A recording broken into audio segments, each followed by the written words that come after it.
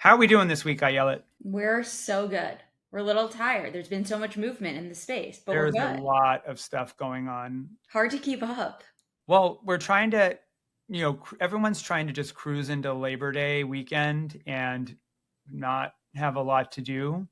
This is one of the nice things about being in the agency business is like the 2 weeks leading up to Labor Day and the 2 weeks leading up to like Christmas. You're just trying to chill out a little bit, but Not in M&A. huh? Not in M&A. Not an M&A. That's No, right. Christmas time? Are you kidding? New Year's? December 31st? Woo! So much. Yeah, that's why we take vacations in the middle of, towards the end of January. You let those deals settle down. Yes. Well, And also we're not France. We're not taking all of August off. We're busy. We're rocking and rolling. I'd like to take all of August off. We'll think about it for next year. Let's co-locate our podcast in Europe so we can take the entire month of August off. Yeah, we won't do any interviews there because no one will be working. No one will be available to do No.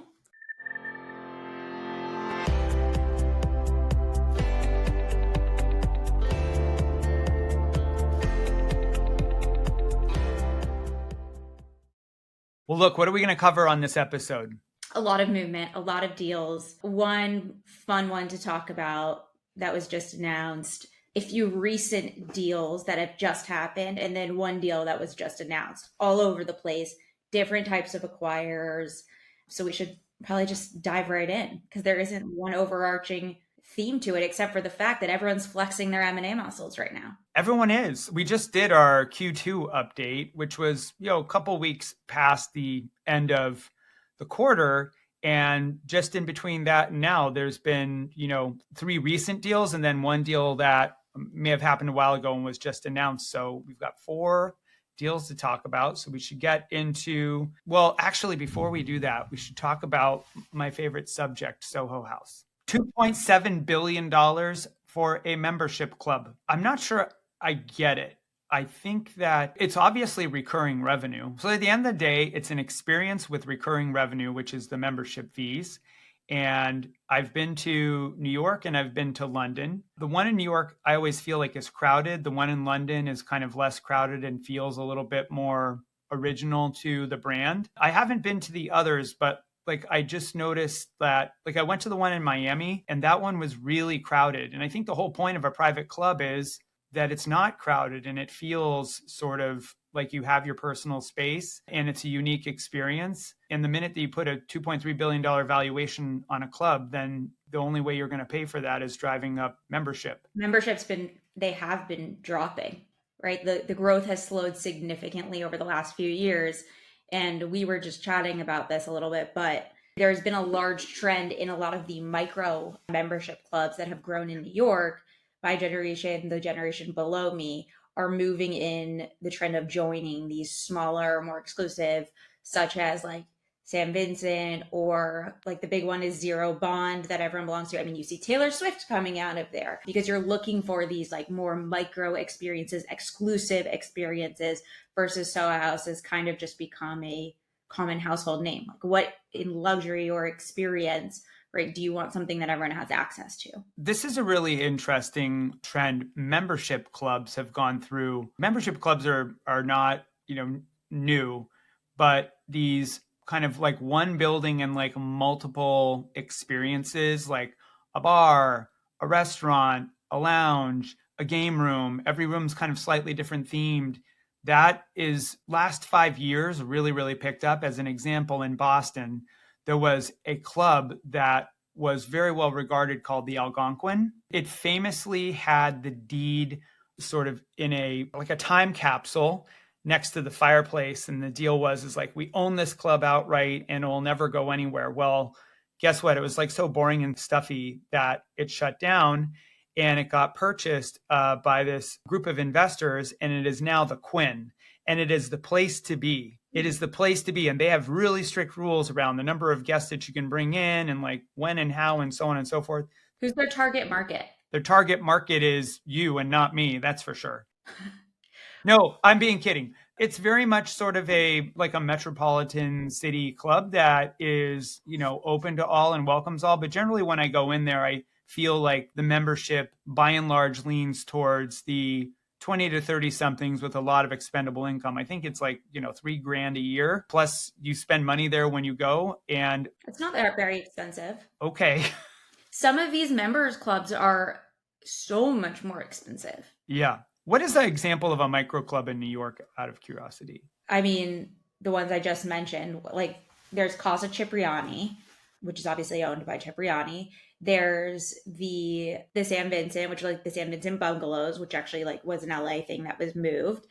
There's Chez Margot, which is also a newer one, Zero Bond, and it's like more of like a party scene. But then for like the business, more of the Upper East Side, older echelon, and it's been around for a really long time, is like Core Club, which I've been to, and it very much feels like this is like a business meeting. You're going for a nice dinner or to have meetings and meeting rooms. It's not a party scene like a Zero Bond would be.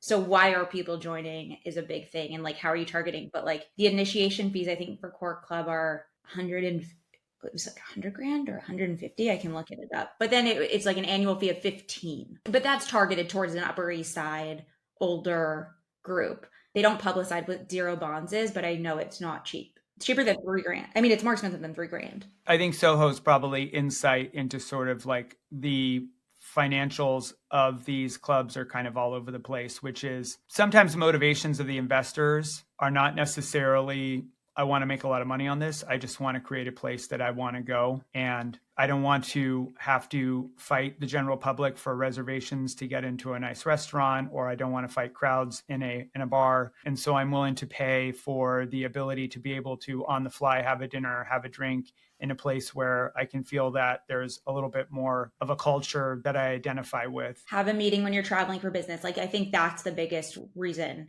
for Soho House too, is because it's in so many cities and there is access then when you go for meetings and you're traveling all the time. But that's the biggest desirable factor that I would look at for Soho. I just feel like Soho's usually a little bit too crowded for my liking.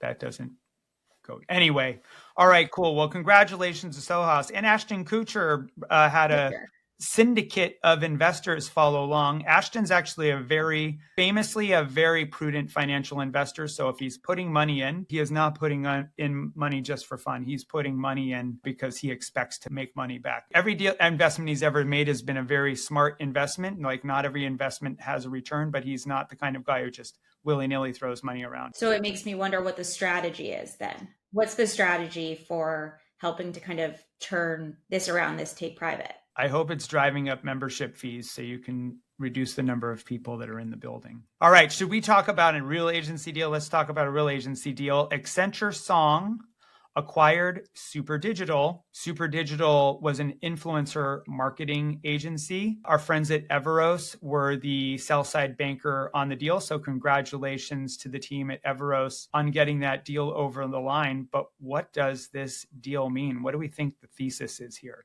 The thesis is what we really also talked about in our Q2 themes of the massive creator economy and the push in the creator economy. We saw in 2019 that they also acquired Droga5, right? Creative Anchor. They've been, really pushing into the creator social influencer agency side. But it's an interesting move in what we're seeing from a whole of, is this a push away from the traditional agencies and the agency holdcos and the strategics that are just saying like, well, this is our domain, this is what we're doing, that now Accenture is really moving into this space? There's been a really big shift actually at Accenture. So Accenture Interactive acquired Droga5. David Droga became the CEO. And then I think one of the shifts that he led was Accenture Interactive turning into Accenture Song. And it is a large practice that does a lot of digital consulting of various kinds, everything from like, what is your digital strategy from the tentpole all the way down to like the images on your landing pages, wherever they may be. And so it's a very broad practice. And then more recently, it was announced that David Droga was stepping down on September 1st. Naditi Ote will become the CEO of Accenture Song. And so I think as a part of that, a lot of the sentiment in the market was there was going to be some shift in strategy for Song. And I think one of those shifts was they were going to get acquisitive again because they hadn't been very acquisitive after the Droga acquisition. It'll be an interesting move to see how this affects the macro agency market or the other acquirers in the space, right? Are we going to say, okay, is this going to make us more aggressive to just go out and buy more? And, I think the thing we should ask for those of our friends who are agency CEOs that are like, oh, what made this attractive to Accenture Song? It's pretty easy to deduct. Accenture has what they call diamond clients. Diamond clients are massive clients that are, the 20% of clients that are 80% of their revenue. And those clients get all the time and attention and love. And if you want to get Accenture's attention anytime you're partnering with them, find a way to add value to one of their diamond clients and ultimately add value to Accenture. If you look at Superdigital's website, there is a lot of references to a lot of different parts of Microsoft Windows, Microsoft Xbox. And so you can deduct, our job is to look for agencies and sort of signs of client concentration or types of clients. And so when I looked at their website, I saw this is probably pretty heavily concentrated in Microsoft, just looking at the client list they've advertised. And what that means is Song found this highly attractive because it was a share of wallet gain in a capability that Song probably wanted. Those two beautiful things coming together made this a really attractive acquisition candidate for Accenture.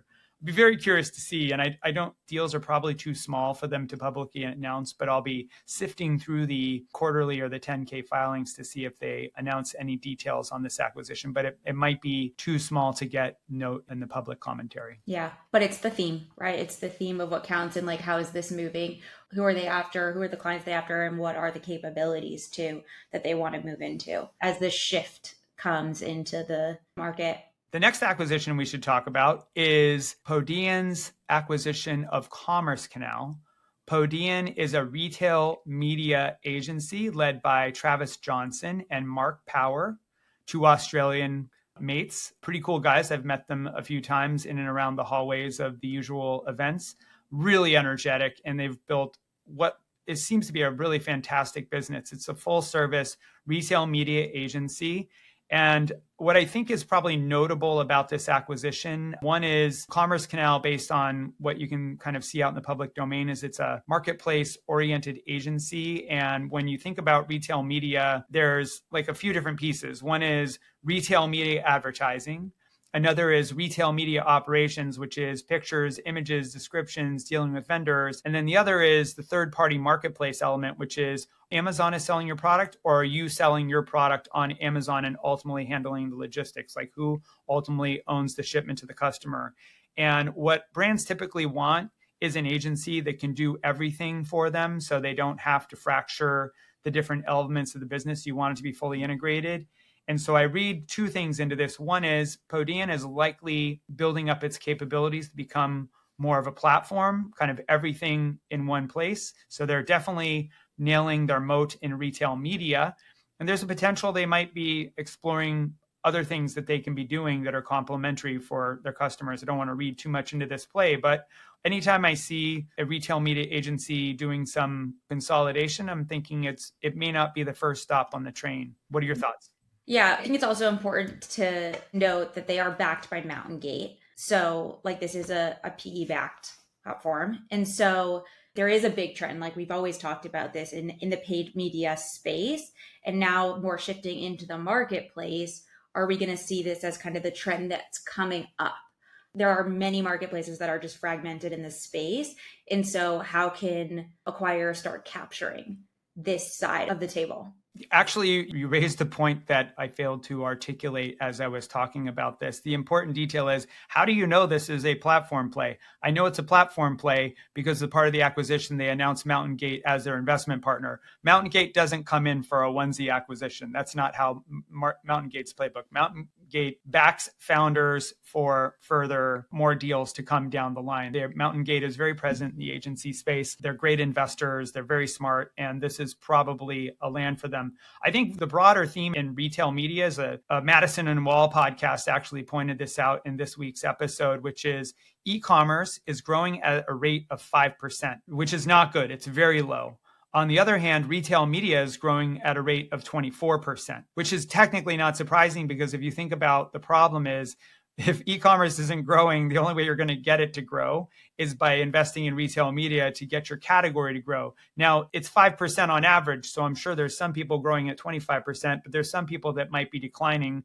And online retail is a constant category war of like trying to be the new captain of the category, and retail media is one of those tools in the tool chest to capture the flag at the top of the mountain. I think the other thing is we really need investors like Mountiangate, and we need platforms like Podean in the retail media market right now, because it is a way too fragmented of a market.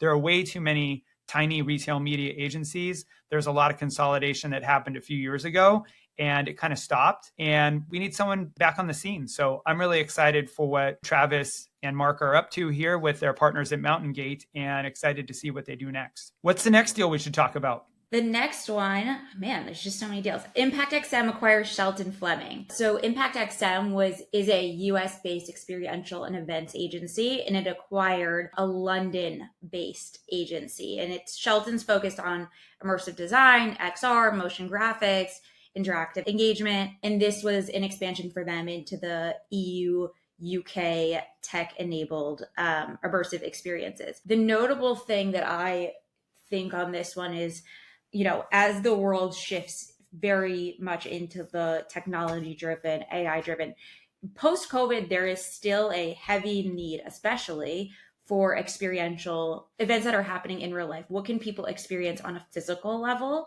that they're not necessarily getting from an online engagement standpoint? Which is why we actually saw, everyone was worried about these event agencies going down, but they've actually been doing really well. But then the question becomes, okay, well, how are they going to start implementing technology into these experiences? And so now it's not just that these in-person events or physical events they're not just physical. And so these are the technology components that they're going to start to enable into these events. And it gives this specific and acquirer kind of a leg up in both a public perception as well as obviously capability standpoint. I think experiential and event-based agencies are underappreciated. Those tentpole activations are in high demand by brands. If you're a brand and you want to target a particular market and really kind of capture the consumer, experiential event-based activations are one of the most effective ways to do it, because not only do you get to, as the consumer, the target, do you get to sort of experience and feel the brand, you usually get to try the product live. That's one of the hardest parts of conversion is, one of my favorite non-alcoholic beverages is Athletic Brewing Company. And the thing that took the longest for me to actually appreciate it was to actually get to try all of the different flavors. No one wants to walk into a store and buy a 6-pack and be like, wow, this is a really bad decision. I don't like this at all. Now I have to give away or throw away the rest. And so activations like this, and Athletic Brewing Company does activations. So I'm just double clicking on them because they're a favorite brand of mine. Maybe they'll sponsor this podcast. That would be really cool. Sidebar. You just get to try things before you buy. And then, if you get 100 people to try something before they buy, some certain percentage is going to convert and they'll become a loyal customer for life. But they're also capitalizing on the social impact of all of these experiential. So, we saw this with, to tie it back to some of these consumer CPG brands, you saw the Poppy acquisition that happened, right? And they had put tons and tons of money into experience, what we were doing from an influencer standpoint, pop-ups at Coachella and all houses that they were putting out loads and loads of money. And so I actually went to an agency event that was talking about experiential, and they're a client and they're very large, especially in the UK. And what we've seen too in terms of these brands' budgets is pop-ups, anything experiential used to be we have a little bit of extra money left, for this year. Let's do an activation or a pop-up of sorts. Now it's a core piece of their budget. And it really has been shifting, especially with the rise of the creator economy in what you see with influencers. And these influencers want these experiences too. It's great for them. It's great for everyone. You get to introduce from the brand's perspective, you get to introduce the product out to a mass audience. So it's, you're going from that brand to that influencer out to so many people, but you're getting to feel a really cool experience. So merging, the technology, the social component to things with the experience is really great for them. I think the thing that most non-agency folks don't fully appreciate is that there is more to the activation than the activation itself. If there is an activation, there are probably micro-influencers as a part of the activation. So influencers are involved. And there's also audience strategy. Because frequently, if you're going to do an activation, especially at an event that's of size, you're probably going to do some data collection in order to retarget and capture and continue to engage the people who were at the event. I think in the US, it's a little bit easier because our privacy laws are a little bit more friendly towards the advertiser, whereas in Europe, they're a little bit more strict. But, at the end of the day, if you're using Instagram, if you're using Meta platform products, if you're using TikTok, they make retargeting and capturing people after they've been in a certain place at a certain time a heck of a lot easier. So there's all these other things, paid media, that can follow on an activation. I think the other thing that I'll add is I love cross-border deals. There are investors who really only want to be US only. And I fully appreciate when you're an investor and you say, I basically want to stay focused on the US. You leave a little on the table, in my view, from the customer wallet perspective, when you don't take UK into perspective, because frequently 10 to 15% of a brand's budget, if it's going to be international, it's going to start in the UK. And the UK is an incredibly accessible market. It's English language friendly. And from the UK, it is very easy to sell into the Nordics. It's easy to sell into the Netherlands. It's easy to sell into, other Western European countries. But there's just also a big market of consumers to come after there. And most brands, some agencies say, look, we'll phone it in. We'll have a team in New York cover the UK.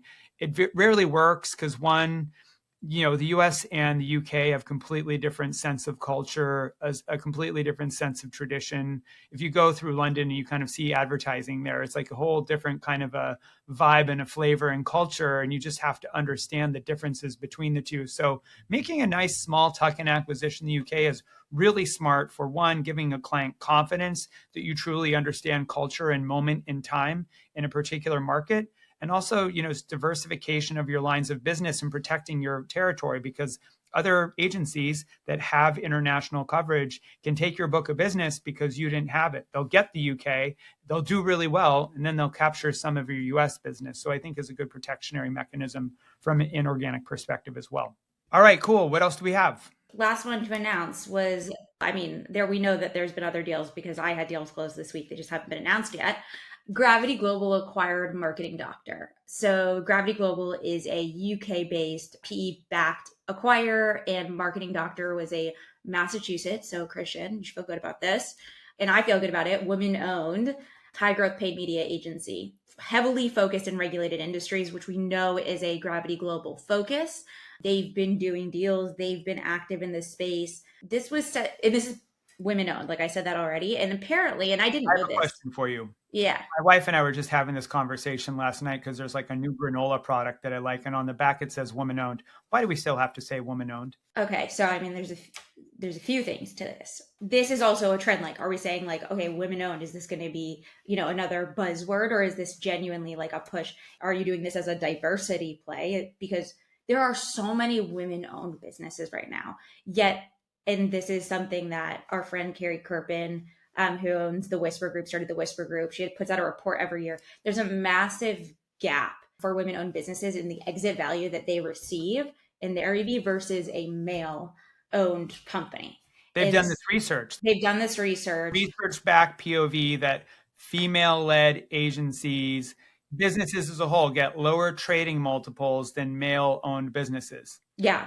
I hate that. But are we saying, okay, are we now open? We're putting women-owned businesses on the back. You put this as a headline. They put this as the headline that this was a women-owned agencies. Does this mean that the there's a focus towards being a women-owned business? Is this a good play for the acquirers from a publicity standpoint? Or something that I've actually seen as a personal trend in working with a lot of these women-owned agencies, because we do get a lot of that business, is that the women run these businesses like tight ships. Like they are so clear. They actually take on, I believe, less debt than other businesses, and they're really run under tight rein. And that becomes very attractive to a buyer, right? They've been careful in growing this business. Now, I don't have the research behind that. That's like an anecdote, but that is something that we've always seen when talking to these women-owned agencies, is that they always say that they run it like a tight ship with very clean books. Well, if you put two and two together, what you're kind of saying is, if the research says a female-led business is going to trade for a lower value than a male-led business, then investors are probably less likely to put as much capital into those businesses. And so as a consequence, those businesses may need to be run more shrewdly, or it could be that they just desire to run their own ship on an efficient capital structure and maybe a risk averse. I'm speculating a little bit, but kind of like putting two and two together in that way. When I look at the agency world today, I see a strong presence of female leadership. At W Promote, I think 55% of our employee population is female. What about the C-suite and above, though? Same math. Really? Because we see that actually it usually hits lower, starting at the C-suite and above is typically what happens. So these women that we talk to, because we host women dinners, women in M&A dinners all over. And the conversation that we always have is, these women-owned agencies, they've been surrounded by women their whole life in the agency space, in the brand space. But as they start to come up, especially as you start to have, more of the acquisition discussions, that's when the room shifts to be mostly men. And it's just a really interesting situation that happens when you go from a women-dominated industry, but then you look at usually the top tier and it's not that. Even when we looked at Affiliate Summit, and the amount of women-owned agencies were significantly less than even just like the women attendees, obviously, from every different level. So it's great to highlight that there's an acquisition of a female-led agency, and maybe we can go back to work on Monday and reprioritize our M&A targets. Yeah, I mean, we've definitely been, by the way, just like a good plug that we saw, we did our first deal ever that we all got on the closing call, and every single person on the screen was a woman, both legal teams, the advisor, buyer, and seller. First time we've ever seen that. I have to adjust my prior comment. I have at least 3 of my top 15 favorite potential targets are female-led businesses. They also happen to be the hardest to unlock. I have like one that is determined to be a platform, one that's not ready to come to market, one that kind of has some EBITDA, challenges to work through. So I'm trying really hard. I really am trying. I actually prefer them in a lot of ways because they tend to have really strong cultures, incredibly strong cultures, and they're usually a great cultural fit for your business. Not to say that, a male-run agency doesn't have strong cultural fit as well, but you kind of have all these great qualities on top. Because women are just the superior gender. I'm not going any further than I've gone. It is interesting though. Like, are we saying that like the women-owned agency or women-owned business like label is going on this from a PR standpoint, or are we just getting louder, right? And we're just talking about this more. And I think it's also you're getting louder, and you should get louder. We should, right? We absolutely should. I just want to point something out. The episode that I did solo a week ago has 665 views. The episode prior to that with you has 4,000 views. So let's just be clear about who is a superior gender. Okay. Clearly, I don't drive traffic. Ayelet and Christian can drive traffic together. Christian alone is like boring, change the channel. No. It's true. All right, look, this has been a great episode. We're just seeing a lot of activity. I'm excited to go into post-Labor Day and see more deal activity. We've got a couple of other conversations in the pipeline that we're going to get out there into the podcast universe. So we're going to be doing a few live interviews because Christian and I will be together in a few weeks. Those are going to be really fun. We will be at DealCon. Very excited to be. Want to plug DealCon? You should plug it before we wrap. Christian and I will both be speaking at DealCon. which is a conference summit for agencies that are growing through buying. So there's a lot of buyers that will be there, strategics, speakers like you, speakers like me, some bankers there, and then some targets. Austin, Texas. Austin, Texas, September 7th to 10th. We can also drop the link in for any late registrations that want to come through. Yeah, we'll drop the link into the show notes in case you want to show. All right, now we're really going to wrap. If you enjoyed the conversation, please like, subscribe, share. Thank you so much. See you next time. Till next time, we see you on the Inorganic Podcast.